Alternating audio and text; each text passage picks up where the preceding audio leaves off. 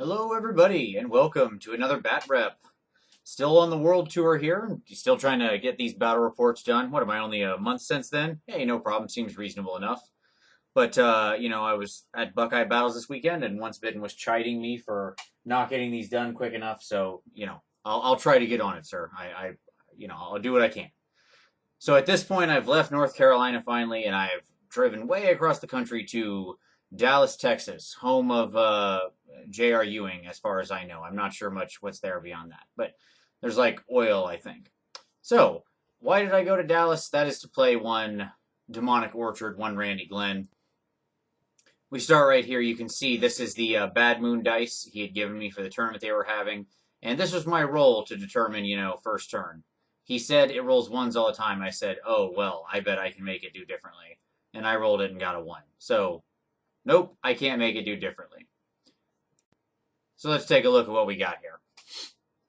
All right, so we'll start on him. Because you can see we got some orcs and goblins versus some tomb kings. In the bottom left corner on his side, you can barely see it there, but there's a little snotling pump wagon kind of off frame. We got a mangler squig. We got a goblin hero, whatever the hero level is, some form of boss on wolf chariot. Got another snotling pump wagon. Got another goblin wolf or goblin hero guy on chariot. Got a big brick of night goblin, or got a big brick of biggins, orc boy biggins, not savages, just orc boy biggins. Then we got a bunch of night goblins with nets and fanatics and craziness, and another big bus of night goblins with nets and fanatics and crazy stuff. In the back there, we got a couple rock lavas. We have another thing up there. I think that's another snotling pump wagon next to that, actually. Yeah, that's what that is. The black unpainted model. Now, you'll notice there's a giant, but I'll come to that in a minute, because that's not actually a giant in his army. We got a Doom Diver over there, and in the back, the white goblin guy is Grom the Paunch. Yeah, Grom the Paunch, and his little goblin guy hanging off the back. And then we got 3 wolf chariots, 3 wolf chariots, and some other war machine of note. Maybe another Doom Diver? Seems reasonable enough. Over on my side, for the TK, we got a big brick of chariots with Tomb Prince and Herald up at the top. Then we got 3 Snake Surfer Necro Knights. Got a Skullapult. Got a little bunker of Skeleton Archers with my Lich Priest in there. Got a Casket of Souls. Got another big brick of chariots with a Tomb King and Tomb Herald in there. Got 3 Carrion, and we've got a Skullapult. This army might look familiar. It's the same army I played against Matirum when he only had 2,000 points of Lizardmen. Fortunately, there is actually 2,500 points of Goblins on this side of the table. When I looked at this lining up, I thought, my God, I do not know how I'm going to win this. Just look at all the war machines and meat he's got on his side of the table, and I just have these few little undead. I mean, I got nothing. It's ridiculous. How am I ever going to win this? The Giants. So we were playing a fun scenario that was from the tournament they were about to do that weekend. And, so part of this scenario was you both get a Giant, and the Giant's wearing a wizarding hat, which is pretty hilarious. So you get to roll for, 1 spell for him. He didn't get the normal number of spells. He gets 1 spell. And my guy got Enchanted Blades out of... he got Flaming Sword of Ruin. That's what it was. Flaming Sword of Ruin out of the Lore of Fire, which I thought was pretty funny. I want to say Randy's Giant got something really horrible, like Wind Blast, or just something completely ridiculous. So that was less fortunate. But, so that's how that lined up. And as I said, I believe he got first turn. There's another shot of the board. You can see, oh yeah, there we go. I'm sorry. So I believe those are both snotling pump wagons, actually. So there's 4 snotling pump wagons on this board. And those are very scary things to me because they will just blow right through my knights. They'll do a lot of damage to my chariots. So many impact hits, hard to predict. They're a real problem. And there's his side of the board. Nice little better shot there. Oh, and another war machine in the corner you couldn't see. Oh, orcs and goblins. Where do you get all those wonderful toys? And my side of the board. So I'm sorry, I guess I actually got first turn. So I must have just been rolling for deployment and it failed me. So I move up just a little, not too far. I'm giving him some very long bomb charges with his wolf chariots there. But that is because, honestly, it would be... The charge I'm giving him, it's pretty much impossible he's going to get both of them in. And if he gets one of them in, I'm I believe the chariot brick can take it, and I think I can heal back any damage it does. So that's kind of what I'm banking on there. The Necro Knights stay back to prep for a flanking maneuver or to take something else. I don't want to eat either the pump wagons in the face. And the Carrion are just hanging back at this moment until I figure out where to use them. They're going to need to go be chaff at some point, but I don't want to use them just yet. You can see I've also got a Tomb Scorpion in reserve because those are terrible. So why not have them? And here's his one after he moves. So you can see, yep, one of those units of Wolf Riders chariots made it in. So that's not great. Pump wagons don't go very far. You can see there's one less there because it had gotten blown up by something. Maybe a Skullpult. Both of my Skullpults are targeting Grom the Paunch, and I believe I drifted right off of him onto one of the other pump wagons and blew it up. So that was, that's cool. I'll take that on a drift. The Mango Swig shoots right up there. The two pump wagons don't go quite as far, and the Wolf Chariots are just kind of positioning around. The Goblin buses march up like they're unafraid of everything, because they should be pretty much unafraid of everything. They'll be steadfast until the end of time, so that's not a bad thing. And yeah, that's what it looks like after he moves. So those impact hits are going to hurt up on the chariots, but like I said, I've got a Tomb Prince in there, and he's got a pretty decent kit out. I got a Tomb Herald in there, and in the end, the only thing those Goblin Wolf Chariots are going to do that's scary is their impact hits. Once I weather those, I can heal them back up, and pretty much handle them. Now, at the same time, I didn't mention it, but during the first time, I had also put the 5-up ward on them, so I knew I even had a little extra protection on them. It's not going to stop everything, but it'll stop, hopefully, just enough. So there's that. A little closer up of them getting in. You notice they both did charge. The other one just failed. There's that again. His machine shooting in the first turn is not doing a whole lot. He puts a nice little debuff on my snakes here. He puts the Gomo's Itchy Nuisance on them and reduces their movement by 6, which I thought was hilarious. So now they're move 1, and they could actually fail that flank charge into the chariots. So that was, well, I'd call it less fortunate. Slight wound over here to one of my Carrion from a drift from a War Machine. And then we go to my turn. You notice I'm missing some Skeleton Archers. Again, a drift from a War Machine. But really, when it comes down to it, shooting was largely ineffective, and we managed to weather that storm. So, my turn. Alright, so here's what happened on my turn. I shoot out my chariots up at one of his heroes, and that charge was successful. You'll notice there's a lot of missing things there. No pump wagons, no Mangler Squig. That was the ripping and the tearing caused by the Casket of Souls. So I charged in, and this was a very risky maneuver because there was a lot of bad things that were going to turn and random move into me. But I 6-diced off the casket. It went off with total power and blew up both of the pump wagons and the Mangler Squig, which was very, very much appreciated. Now, that was bad play, and luck happened to break in my favor. If I hadn't been able to take out both of those things, the reality is at least one of those pump wagons was probably into my chariots there, as is the Mangler, and that would just be a pretty not great time, I would say. It'd be a bad time. Over on the other side, you'll notice that I am down a chariot, but he is also down a chariot or 2. Can't really tell. Maybe I'll have another shot of it. But we did some appropriate damage to them, and I feel pretty good about that. The rest of my stuff just kind of shimmying around. The snakes, of course, tried to charge the flank and failed. Stupid snakes. But that's what you get for having a move of 1. Even Swift Stride couldn't make it there. Fortunately enough, we didn't need the help. During my turn, I also managed to get off the multi-attack onto these chariots, I believe, which healed them back up a little bit. And that then, with that, they then tore up the rest of those Goblin chariots, and there was nothing left. They didn't run. We just splintered them into pieces.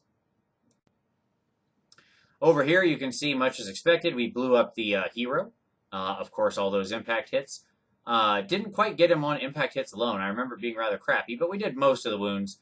And then he managed to the hero managed to attack back. He had a big great weapon or something that made him strong enough to crack one of my chariots. So that was unfortunate. Either that or when I turned, I went into the woods and I took difficult terrain. Hey, either one is possible. Either way, I'm down a chariot. And obviously, I had to turn to face those orc biggins because they're coming in. The reality is they're very close to me, and I am in their arc of sight. It was very close, but I'm there. And on balance, I'd rather take the wolf chariot in the flank than the orcs. So there you go. My giant's just kind of working his way up. He wants to be there to hopefully go into the flank of those orcs if necessary. So his turn, as you can see, what happens? Okay, well, one of those pump wagons comes into my snake. The night goblins charge into my snakes. So the snakes are not in a great way. He stopped, shot out his fanatics. They kind of went around and did some stuff. But other than that, the snakes honestly weather it pretty okay. I think I lose one whole snake, but none of the others are wounded. That yellow dice is just another Gomo's itchy nuisance on them. The orcs do make it into my chariot block, as does the wolf rider, of course. On the bright side, you'll notice up top, the wolf rider chariots tried to charge me again and failed. So that was a good charge to miss, because now my chariots are unengaged, and if my snakes can just hold out, well, then we'll be just fine. After combat, the snakes hold out. I trust in the power of Necro Knights. The reality is the goblins don't have enough strength to hurt them. They're T4 and they got a 3-up armor save. They're about as good of armor as you can ever get in the world of Tomb Kings. And he rolled really like bunk with the impact hits for that pump wagon. And in return, we turned and just slaughtered some goblins and put a bunch of wounds on the pump wagon. So that's a pretty good thing. We ended up winning that combat, I believe, even, which is shocking on a turn where impact hits happened. Down in the lower left, though, times were not as great. Those orcs come in, and, they've got their choppas, and they do some work. Between the impact hits and the choppas, I lose most of that chariot brick. And then this is after a crumble as well. So you can see I have the champion of my unit left, and my Tomb King. He attacked he actually allocated some attacks to my Tomb Herald in that unit and chopped him right down. Which I thought was very mean. Here we go to this shot of the board. You'll notice there's a lot less night goblins in that pack. The skull bolts are not high on targets at this point. I actually put one on the giant to try to wound him up and one onto the night goblins, and I think both actually drifted into the night goblins, which was humorous. One hit directly and the other drifted onto them. Apparently they had little magnets on their heads for screaming skulls. Plus, if I could panic them, obviously every screaming skull hit, it causes a panic check for the round, so regardless of the models. I was really hoping to panic them, especially since in the previous round I didn't mention it, but I had dropped a rock right on Grom the Paunch's chariot, killed him and his chariot, so his general is gone. His general and his BSB, without Grom, because he's both. And that's not a great day to be a goblin. Once they're on their own leadership, it's a rough time. So go Skullipults. They were really an MVP in this match. They did a lot of damage. They took out his general/BSB.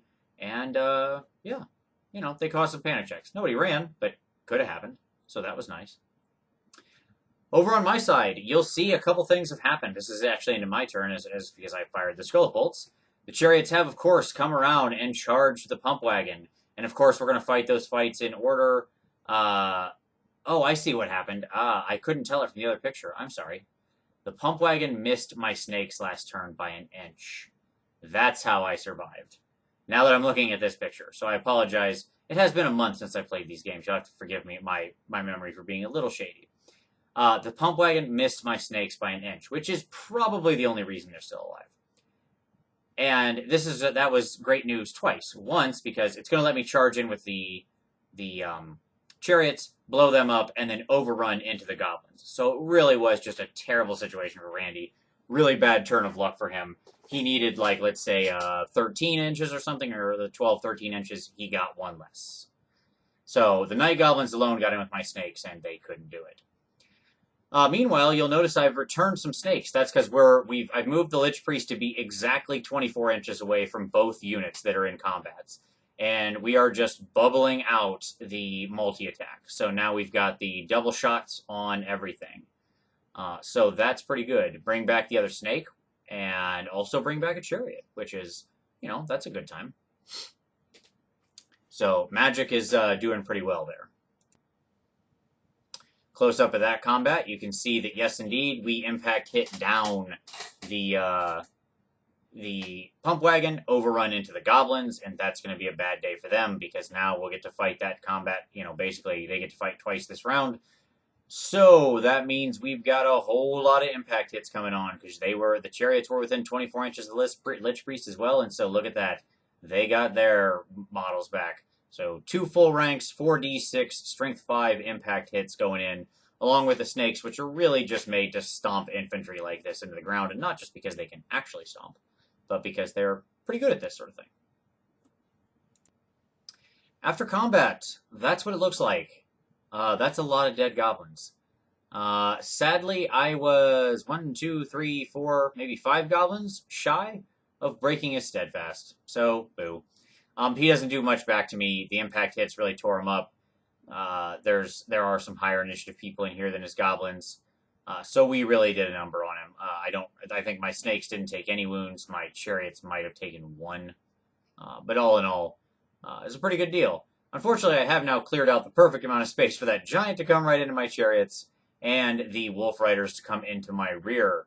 So that's probably going to be an unfun turn next turn.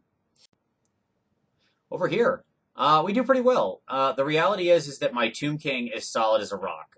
He's high armor. He's 4-up ward. He's T5. Now the orcs don't have their chop up bonus anymore. It's just hard for them to get wounds through on him. And the Wolf Rider, again, without impact hits, without chop up bonus, they've lost a lot of their steam.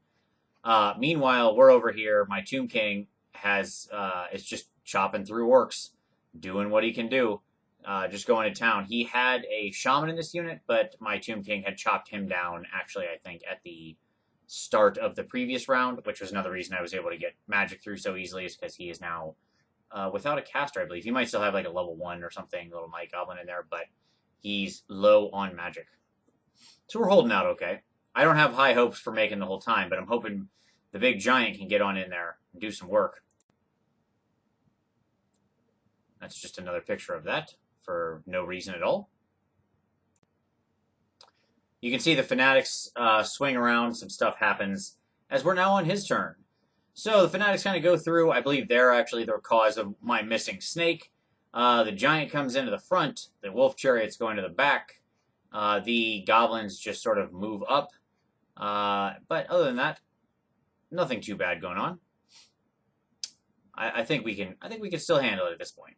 That chariot blocks at full strength, and we can still magic it back up. I am supremely confident in my block of chariots. So we'll see what happens. There's a little close-up of that fight. And the fanatic that killed my snake. Oh, cursed fanatics.